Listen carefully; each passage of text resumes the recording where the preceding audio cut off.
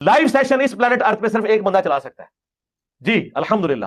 ہم تو دنیا کا کوئی بھی ایشو جو برننگ ایشو کے طور پر ہو اس کی حدیث اگر آپ ہم سے پوچھتے ہیں ہمیں پتا ہوتا ہے کہ اس کی صحیح سند کہاں پہ ہے, اس کی ضعیف سند کہاں پہ ہے, اس کی سما کی تصریح کہاں پہ ہے, کیونکہ یہ فیلڈ ہے نا یار, اس میں ٹائم لگایا ہے اس فیلڈ میں.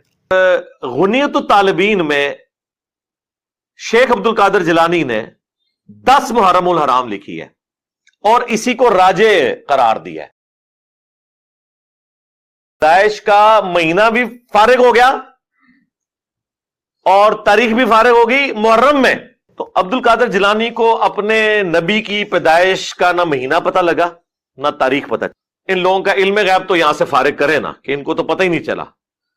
صرف علم غیب فارغ نہیں ہوگا, علم دین بھی فارغ ہوگا کہ ہمارے بچوں کو تو پتا ہے کہ دلائل النبوہ, اب دلائل النبوہ حدیث کی جو کتاب ہے وہ شیخ عبد القادر جیلانی کی پیدائش سے پہلے دنیا میں موجود تھی, اور سیرت ابن شام تو بہت ہی پرانی تھی, اور سیرت ابن اسحاق تو اس سے بھی پہلے تھی.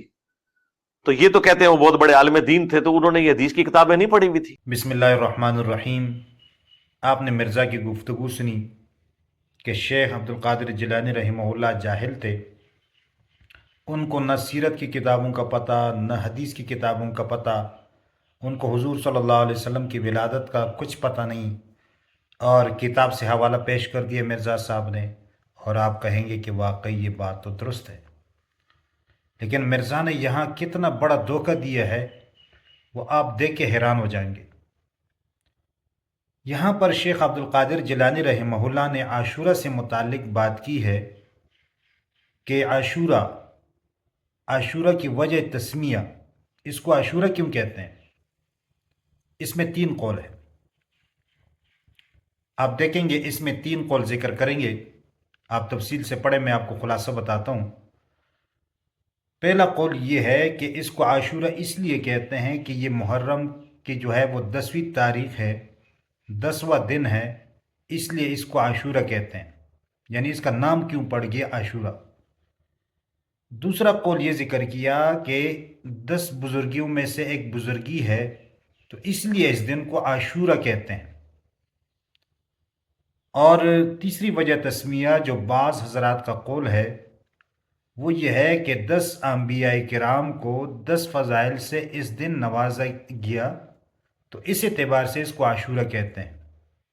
یہ ہوئی بات. اس میں جو ہے پھر تفصیل سے ذکر کیا کہ یہ فلاں فضیلت فلاں نبی کو ملی, یہ فلاں فضیلت فلاں نبی کو ملی. اسی طرح آپ صلی اللہ علیہ وسلم کی پیدائش اس دن ہوئی. لیکن یہ بعض کا قول ہے, یاد رکھیں. یہاں پر شیخ نے یہ نہیں کہا کہ یہ راجع ہے میرے ہاں, یہ بات نہیں کی. دوسرا عنوان قائم کیا کہ عاشورہ میں اختلاف, اور اس کا مطلب ہے کہ یہ کون سا دن ہے, یہ کون سی تاریخ ہے, کون سا دن ہے, اس کے متعلق 3 اقوال ہے. پہلا قول 10 محرم, اور اسی کو راجع کہا ہے, یہ اکثر علماء کا قول ہے, اور یہ راجع ہے, اور اسی کے متعلق حضرت گفتگو کر رہے ہیں. اور دوسرا قول یہ ہے کہ یہ 11واں دن ہے محرم کا, یعنی 11ویں تاریخ ہے. اور تیسرا جو قول ہے حضرت عائشہ رضی اللہ تعالی عنہا کا, وہ 9 محرم کا ہے. اب یہاں پر عاشورہ سے متعلق بات ہو رہی ہے, آپ صلی اللہ علیہ وسلم کی ولادت سے بالکل بات ہی نہیں ہے. اب اس نے جو ہے نا وہ عبارت کے اندر رد و بدل کر کے پچھلے عبارت کو اگلے کے ساتھ ملا کے اور حکم لگا دیا, اس کے اوپر جہالت کا بھی حکم لگا دیا اور اس کی بزرگی بھی اڑ گئی, تو دونوں حکم لگائے.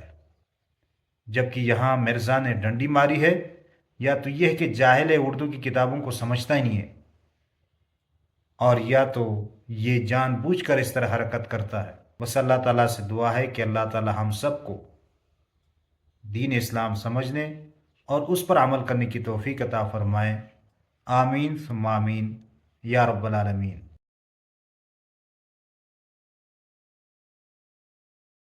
آپ نے یہ بتانا ہے کہ آپ نے پہلے کیا سمجھا تھا اور آپ کو کیا بات سمجھ آ گئی. شکریہ.